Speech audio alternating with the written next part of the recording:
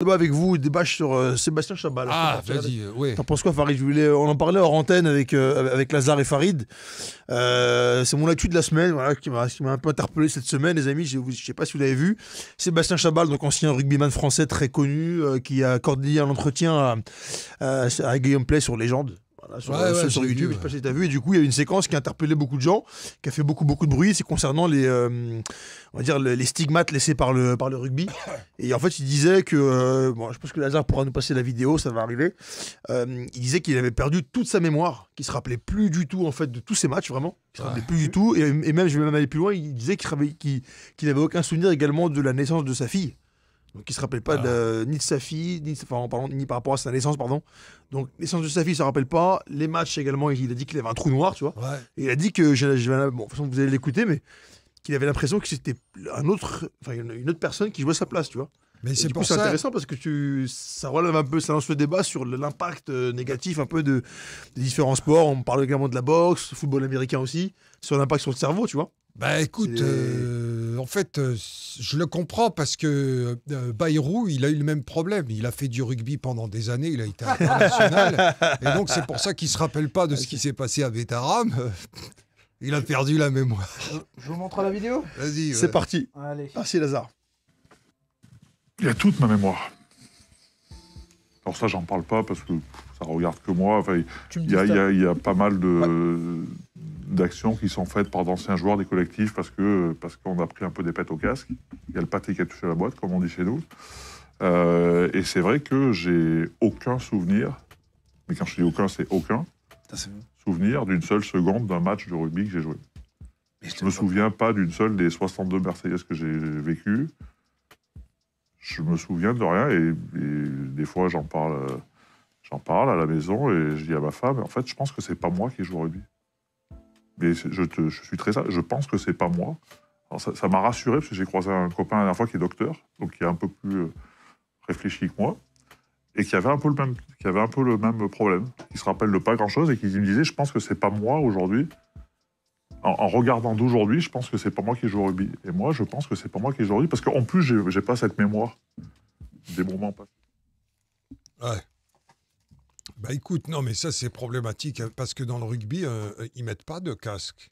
T'en as qui en mettent, mais la plupart en ont pas. La plupart, ils mettent c'est pas des casques, c'est des casques Quand légers. ils sont blessés, ouais, c'est des casques légers. C'est des trucs en cuir.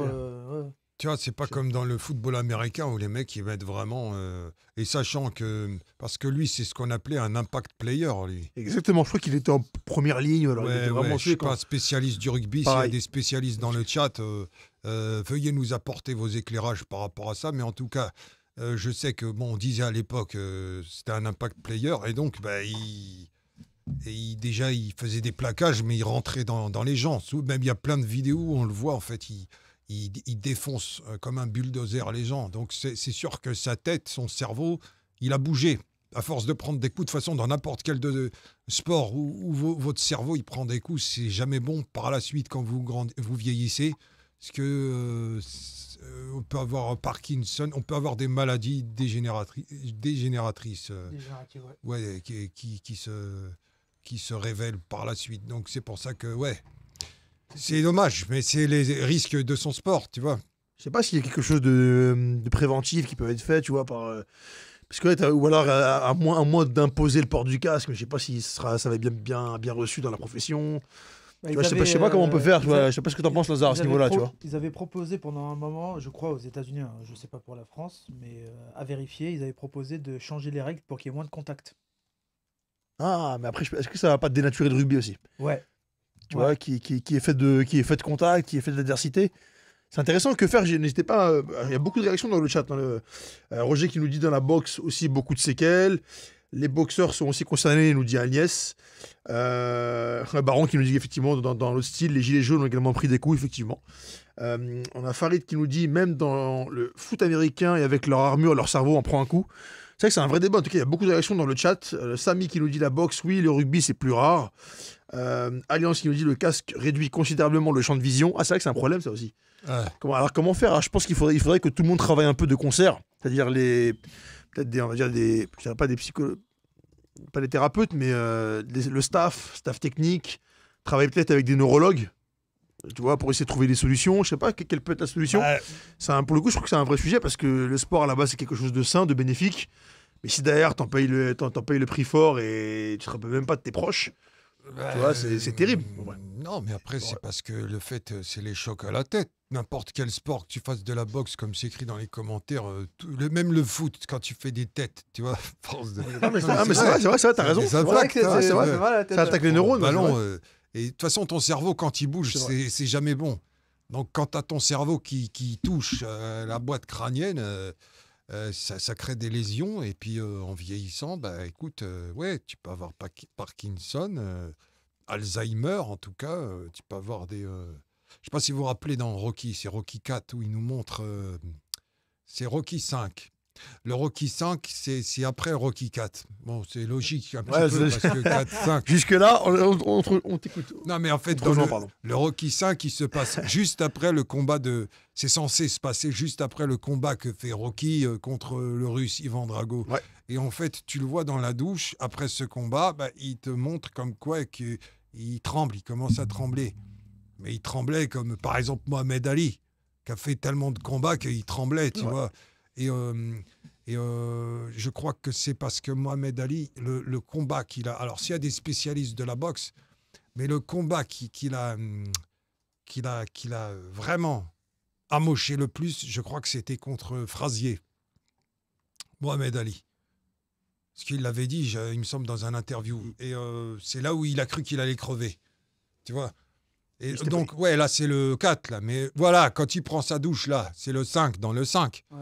En gros, il te montre qu'il commence à avoir les séquelles à force de prendre des coups dans le cerveau. Tu vois ? Tu vois ? Le hasard pour la séquence. Ah ouais. T'as vu, je me rappelle, hein ? Ça, c'est ce qu'on appelle la mémoire. Pourtant, il n'y a pas de problème de mémoire. Hein. T'es un puriste, Farid. Mais moi, je fais attention à ne pas prendre des coups sur la tête aussi, tu vois. Non. Mais toi, tu prends des coups bas. Voilà. Mais en tout cas, et lui, c'était un bon Tony Gunn. C'était un bon boxeur dans le 5. Sauf qu'il a fait un film et en fait, le film est pourri. Mais si vous avez l'occasion, vous tapez Tony Gunn. Non, mais le boxeur, là, dans le film, c'était un vrai boxeur, un vrai champion du monde. C'était un vrai c'était pas un acteur, je veux dire. Non, c'était... il a fait acteur après, mais c'était un... Bon, mais sauf qu'il était addict... au sexe et au rock'n'roll, tu vois, à la drogue, enfin tout ce qui va avec. Du coup, il a flingué sa carrière, comme souvent beaucoup le font quand ils pètent les plombs, quoi. Mais c'est marqué quoi ? Will Smith, il y avait un commentaire. Ouais, je te le remets tout de suite. C'était apparemment Will Smith qui a joué et le rôle TJ. Alors on a Raphaël et on a François, un invité un auditeur. Super. Attendez. Alors dès que Raphaël. Alors, comment on fait dans pas longtemps. Je vais mettre Raphaël. Tapis rouge pour Raph, pour sa chronique. T'auras le temps, Raph, toi, là. Tu pourras discuter. T'inquiète, Raph, on va pas te couper, Raph. Bon, alors c'est qui monte aujourd'hui, là ? Il nous entend pas. Je vais terminer. Ah, c'est intéressant. Simon qui nous dit, les gars, je suis un ancien rugbyman et si on arrête le rugby, il faut arrêter la maçonnerie ou les carleurs. Mais Simon, monte. Ah bah oui, je le connais en plus, salaud. Simon, bah ouais, je l'ai croisé en plus. Il fait 3 mètres. Ouais, je l'ai croisé quand j'ai joué à Perpignan. Il fait 500 kilos, Simon. Bah, bien sûr. Ah ouais. Vas-y, Simon, monte. Simon, écoute, t'es le bienvenu. Ouais. Franchement, si tu peux témoigner, même, ce sera avec grand plaisir. Ouais, c'est intéressant. Non, mais c'est bien. Comme ça, tu vas dire un peu comment ça se passe dans le sport par rapport à Chabal. Moi, ça m'intéresse pour le coup, rugby, pareil, j'ai comme Farid, j'ai très très peu de notions, plutôt dans le football. Mais c'est intéressant, Simon. En tout cas, n'hésite pas, t'es le bienvenu. Si nra@nexus.fr si tu veux intervenir. Voilà. Lazare t'envoie un lien et t'interviens directement dans l'émission. C'est intéressant. Ouais. Tony Gunn a été arrêté. Était d'accord, ok. Archivé apparemment, qu'il avait un commentaire. Attention au coup bas si tu veux des enfants, lol, c'est pour le coup. L'encéphalopathie traumatique chronique, ETC, nous dit Crimbull. Apparemment, ça aurait un nom. Tout ce qui est un peu traumatisme au niveau neurologique. On a... Raphaël qui est là. Tu me dis quand il est... il est là, Raphaël. Salut, Raphaël. Salut, Raphaël. Hello, salut. Alors, du coup, je voulais intervenir aussi. Si je peux me permettre. Bien sûr, permets-toi, t'es le bienvenu. J'ai pas écouté tout de manière exhaustive parce que j'ai du monde à la maison. Il fait beau, c'est chouette. Et donc, bref, est-ce que vous avez parlé de l'affaire de Nicolas Chauvin ? Pas encore. Non, pas encore. Pas encore. Qui est décédé après un plaquage et qui a fait parler beaucoup le monde du rugby. Il y a eu le procès, le verdict qui a été rendu le 29 janvier de cette année. Il y a Simon qui va arriver. C'est en 2018 que ce jeune de 18 ans qui était un espoir du Stade français. Et il est mort sur un terrain après un plaquage violent de 2 adversaires. Et la famille va faire appel apparemment. Enfin, c'est un article là, que je suis en train de lire de Ouest France qui date de janvier. Je sais pas j'ai pas suivi l'affaire depuis, mais la famille voulait faire appel de cette décision puisque la justice a rendu un non-lieu pour la mort de ce jeune suite à un plaquage jugé dangereux. Ah, merci Raphaël. C'est arrivé du coup en janvier, c'est ça? Et ça. Non, 2018. Voilà, enfin le procès, le Ouais. verdict, ce premier verdict en janvier de cette année, oui. Et le plaquage c'était en 2018. Voilà. Ah, il y a 7 ans déjà. Incroyable. Écoute, Donc merci. il est décédé 3 jours plus tard des suites de ses blessures à l'hôpital. Voilà. Et le plaquage en lui-même, je ne sais pas s'il était vraiment dangereux ou pas. Donc comme je ne suis pas spécialiste du rugby, je ne veux pas dire de bêtises. Mais parce que en fait, on parle, là, c'est les traumatismes crâniens, mais il y a aussi, tu sais, les chocs à la moelle épinière, quoi. C'est-à-dire quand Ouais, c'est tu vrai. retombes pas bien, tu peux finir tétraplégique, quoi. Donc, Voilà, voilà, j'ai retrouvé, pour être plus précis, donc à la 5e minute, en plus de la rencontre, donc c'est vraiment au début de match, le jeune espoir parisien est violemment plaqué par 2 joueurs. Il tombe inconscient et est victime d'un arrachement de la 2e cervicale. Il décède 3 jours plus tard des suites de ses blessures à l'hôpital. Oh, c'est terrible. Ouais. Et pourtant, c'est un sport très noble, hein, le rugby. Il y a beaucoup de valeurs autour de ce Ah, sport. c'est pour génial ça. comme, c'est mieux de faire ping-pong. Voilà, Fait c'est plus violent, ce que j'allais dire, c'est plus violent que le ping-pong, on Ouais. va pas se cacher on va pas se voiler la face, hein. C'est plus viril, mais aussi c'est très violent, il y a Bah, il y a malheureusement des risques. de temps en temps des morts. Alors au foot, il y a aussi des morts, mais c'est parfois plus autour du terrain Ouais. que sur le terrain même, c'est vrai. que ce soit lors d'affrontements entre supporters ou entre bandes rivales, ou que ce soit même par exemple aussi Furiani, un accident de stade, hein, ça peut arriver aussi ça, dans n'importe quel sport, mais notamment dans le foot. C'est Donc oui, le sport, ça peut être dangereux. Bah, sur le foot, ici, Raph, c'est arrivé, mais c'est souvent des problèmes cardiaques. Des T'avais AVC. Marc Viens-Fouet qui était décédé parce il avait, son cœur avait lâché. T'avais aussi Eriksen, un Danois qui avait perdu connaissance. Bon, finalement, voilà, Dieu merci, il est encore en vie. Ouais. C'est vrai que, en tout cas, par rapport au football, j'ai l'impression que c'est plus des pathologies cardiaques C'est vrai. Et que d'autant neurologiques. plus mais- depuis la vaccination Covid, Ouais, c'est ça a vrai. augmenté. Et le basket aussi, il y a eu des thromboses, notamment là, chez un joueur très connu, parce que c'était un joueur français, je crois. Ça vous dit rien, ce joueur français? Le grand, là, j'ai oublié son nom. Là. Ah, Très connu, un joueur français. C'est ça, Ouais. c'est bien ça, hein. ouais, Qui ouais. joue en NBA Oui, et qui était je vais pas dire de bêtises, je sais pas, chez les Sacramento ou non, ou à San Diego. j'ai Attends, oublié son nom. mes amis mais, qui sont à la maison, ils vont me tuer parce que c'est des grands fans de basket. Mais oui, c'est un. Alors, comment il s'appelle ce joueur? Je vais vous retrouver le nom. Ouais, Ah, machin. pendant non, ce temps. j'ai oublié son nom, là. Et, Moi, Joueur ça me dit de rien. basket français, ah, très connu, hein. Tu veux dire qu'il y avait eu des séquelles suite à une injection? non. C'est Victor Wembanyama. Wembanyama, voilà. Ah c'est ce oui, que c'est- j'allais ah oui, dire. c'est- il c'est le fait crack 2 français, La mètres. star du française du basketball, quand même, pas rien, va manquer au moins le reste de la saison régulière de NBA qui s'achève mi-avril en raison d'une thrombose veineuse à l'épaule droite, ont annoncé jeudi les Spurs de San Antonio. Alors, les thromboses, il y en avait avant la vaccination Covid, donc il ne faut pas faire forcément un lien de cause à effet, Ok. mais on peut aussi avoir le doute. Est-ce que ça ne viendrait pas des multiples vaccinations?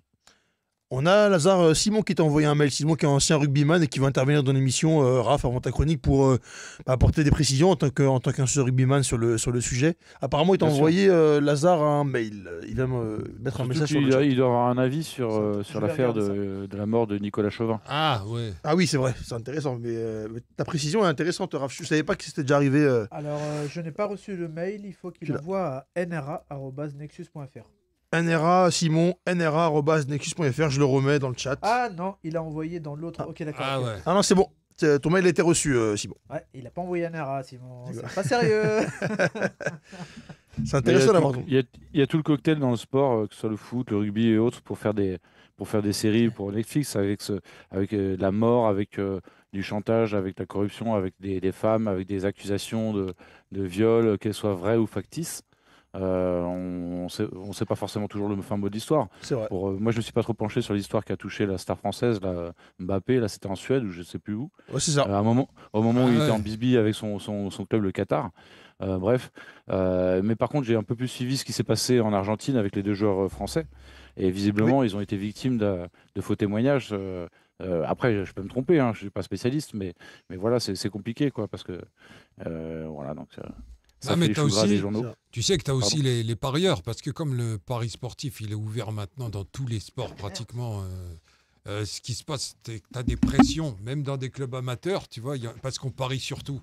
Et donc, tu as même des petits joueurs, enfin des amateurs, qui sont parfois menacés par des parieurs. Parce qu'ils leur font perdre de l'argent, si tu veux, quand ils ont parié, qu'ils perdent ou qu'ils gagnent. Tu vois, ça devient de plus en plus compliqué de faire du sport. Bah, de toute façon, ce qui tue le sport, c'est deux choses, à mon sens, c'est l'argent et la compétition, enfin, la perversion de la compétition.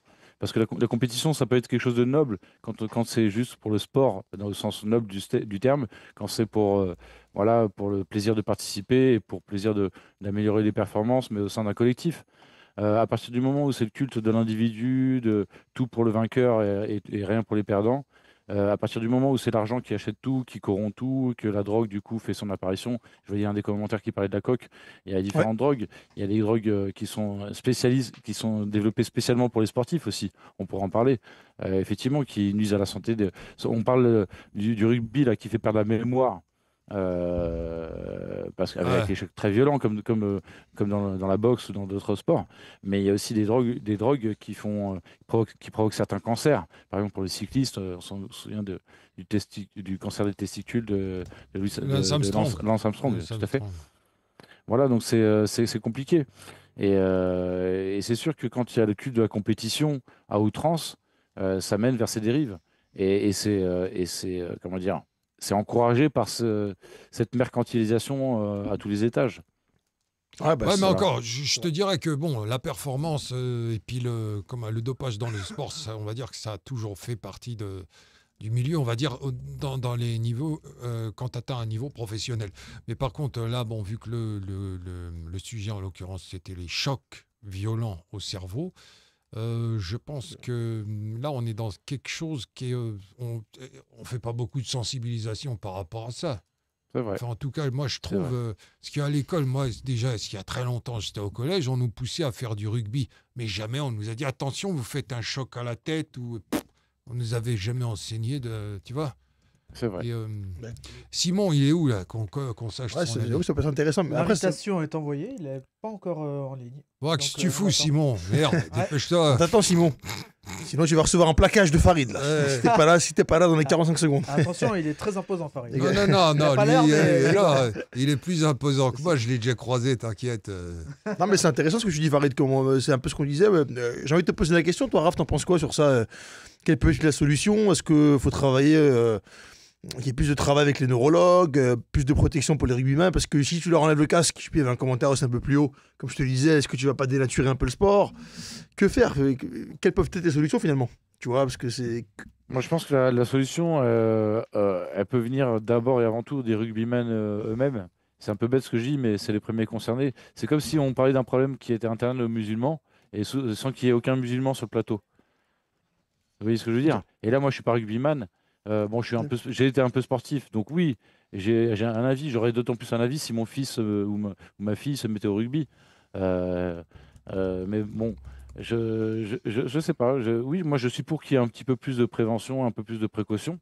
Mais en même temps, on peut pas aseptiser toutes les traditions tout le temps non plus. Ouais, C'est mais ça. moi, C'est pas la corrida non plus, le rugby. je te dirais que, par exemple, tu prends le MMA, parce que ça s'est démocratisé maintenant, les chocs violents qui se prennent dans la tronche, on va dire que tu as l'impression... Enfin, il y a beaucoup de jeunes qui se mettent à faire ça, tu vois, et on dirait qu'on les a pas prévenus. Moi, je me rappelle de Mohamed Kessi, je crois, que celui qui faisait Tang Po dans Kickboxer. Voilà, la référence. Vous vous rappelez Tang Po, Kickboxer?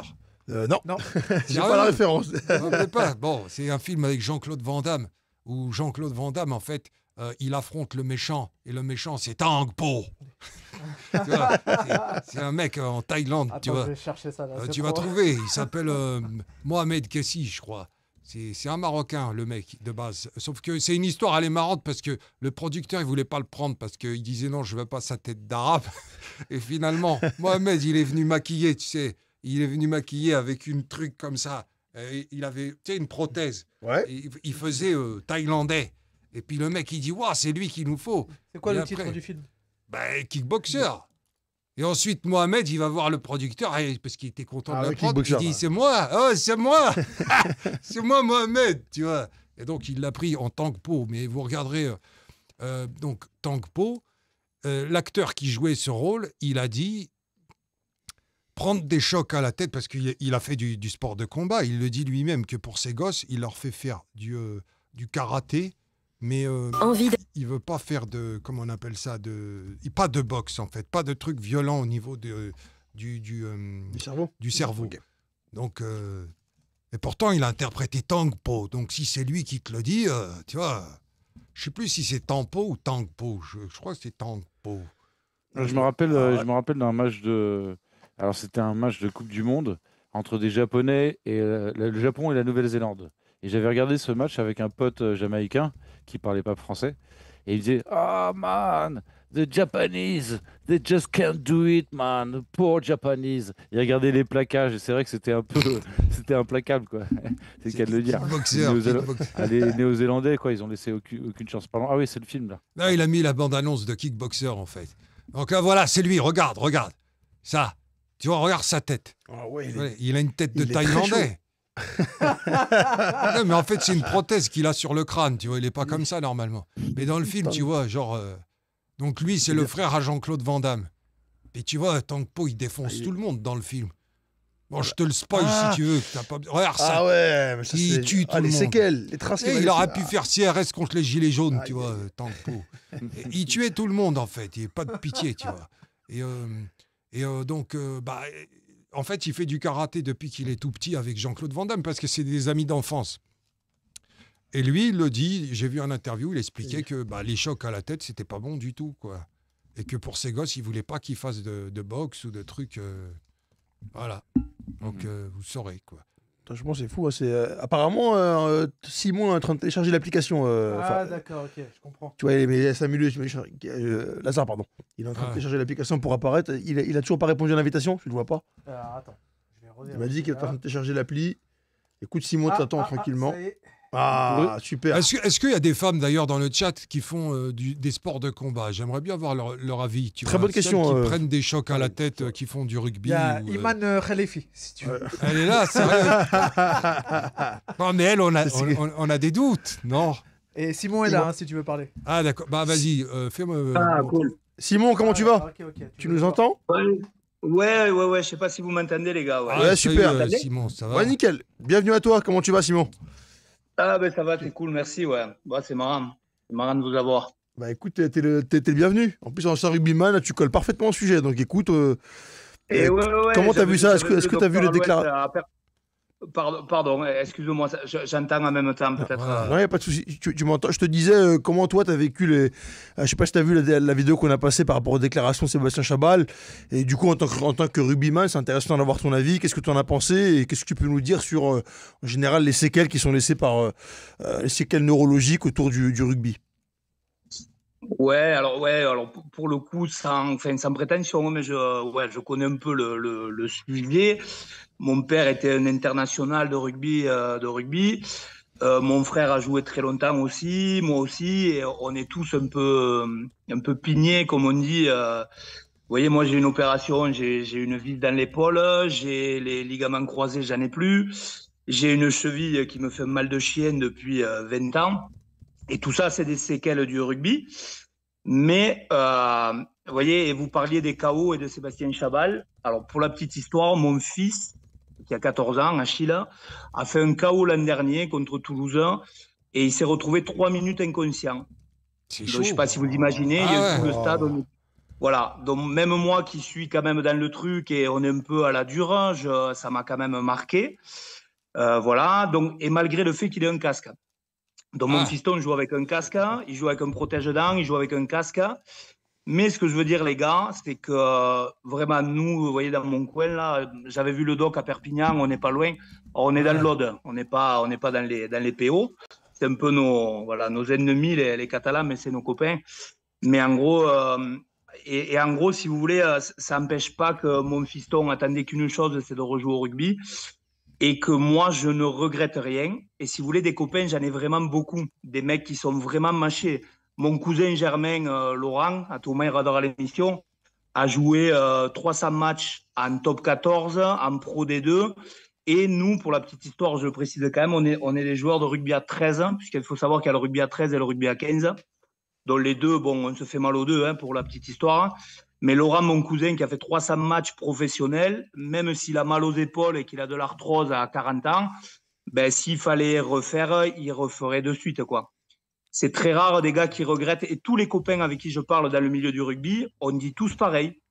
Alors, c'est maso, hein, de dire ça, mais si vous voulez, malgré la vis dans mon épaule, aujourd'hui, j'étais sur un toit, j'avais mal au genou parce que j'ai pas de croisé sur un genou. Eh bien, c'est la vie, vous voyez. Et mon père a été maçon en plus du rugby pendant toute une vie, et c'est ce que je disais tout à l'heure, hein. De trouver des solutions pour dire, ben, le rugby, on va rajouter des épaulières, on va rajouter... déjà, il faut savoir qu'on a le droit d'avoir un casque, on a le droit d'avoir des épaulières, on a le droit d'avoir un protège-dents. Et malgré ça, eh ben, des fois, voilà, tu as des mecs qui font des KO, tu as des mecs qui prennent des gros chocs au niveau de la tête.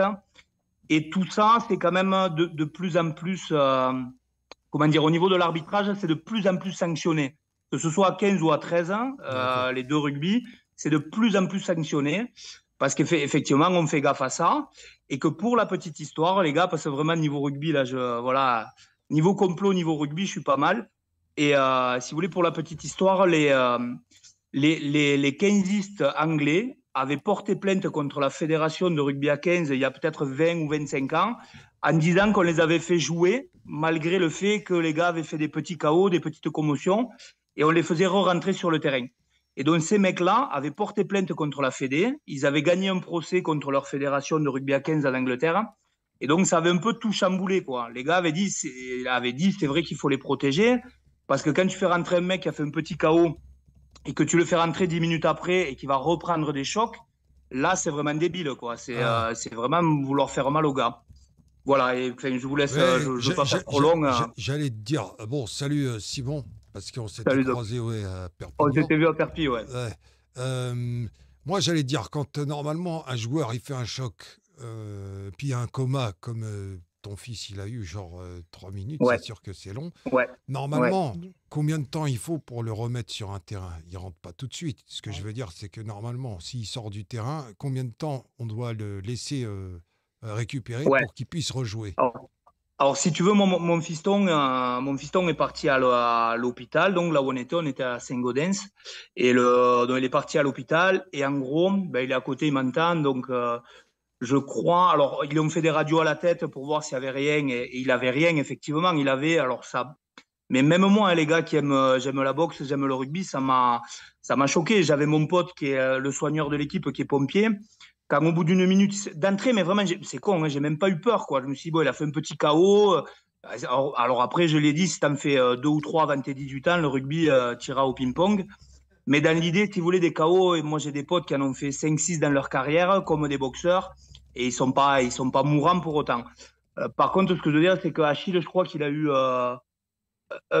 peut-être 1 mois avant de recourir. Ils lui ont dit, avant de faire du sport un peu intense, même du foot à la récréation, ils lui ont dit, pendant 1 mois, t'en fais pas. Malgré le fait qu'il avait rien. C'est-à-dire que quand ils ont fait les radios, tous les examens, il avait rien du tout, mais ils lui ont quand même dit que pendant 1 mois, il fallait même pas jouer au foot, parce qu'on ne sait jamais, quoi. S'il prend un gros ballon dans la tronche en étant au cage, ou s'il prend un choc en tombant ou autre, il a eu 1 mois sans ça. Et après les plaquages, ben, ça a été reprise doucement à replaquer.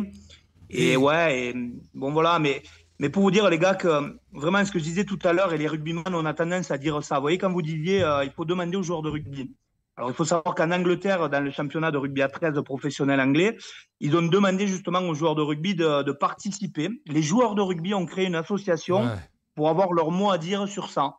Parce que si vous voulez, à un moment, ils imposaient des règles qui dénaturaient complètement le rugby.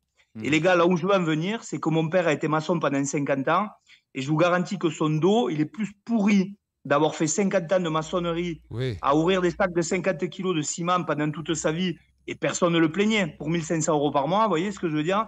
Et donc, c'est là où je veux en venir. Moi, les rugbymen, on pense ça. Alors souvent, les mamans, il faut qu'il arrête, machin et tout. Mais, je sais pas, la vie, elle fait mal. Moi, j'ai des potes qui font du canyoning. Les mecs, ils se brisent aussi, vous voyez? Mais Simon, excuse-moi de te couper. J'aurais bien aimé t'entendre rebondir aussi par rapport, plus que rebondir, même nous livrer ton analyse et ton ressenti par rapport à l'histoire qui est De arrivée Chabal. à Nicolas Chauvin. Alors, je suis Nicolas Chauvin. désolé, autant Chabal, je peux t'en parler, autant Nicolas Chauvin, je suis pas au courant de l'histoire. Qui avait eu Mais un dis-moi, plaquage. Il est mort suite à un plaquage. Ouais. C'était un, Ah ouais. un jeune Ouais. qui était du Stade Ah oui, oui, français, ok. un jeune espoir Ok. de 18 ans du Stade français qui Ouais. est mort sur un terrain à la 5e minute après un plaquage violent de 2 Ok. adversaires. Et Ouais. il est mort en 2018. Et il y a eu le premier verdict qui a été rendu en un non-lieu en janvier de cette année. Ouais. Alors, ouais, ok, ouais, d'accord. Mais alors, Oui, juste avant que tu répondes, Vas-y, mais j'ai un avis, pardon, ouais. c'est que si toi tu n'es pas pressé, moi j'ai du monde à la maison et j'aurais bien aimé faire ma petite chronique vite fait. Moi, je reviens, Et- les gars, je suis là. Pas de Sinon, soucis, ouais, je vous reprends on tout à l'heure et on te reprend et le après. petit Ouais. parce Chauvin, que c'est un je sujet te dirai ce que important. j'en pense aussi. Ouais. C'est un sujet très important. Il ne faut pas le Ouais, bâcler. Et complètement. Mais Ouais. je te dirai ce que j'en pense en tant que rugbyman et tu verras. Mais allez-y, je vous reprends tout à l'heure, les gars. Ok.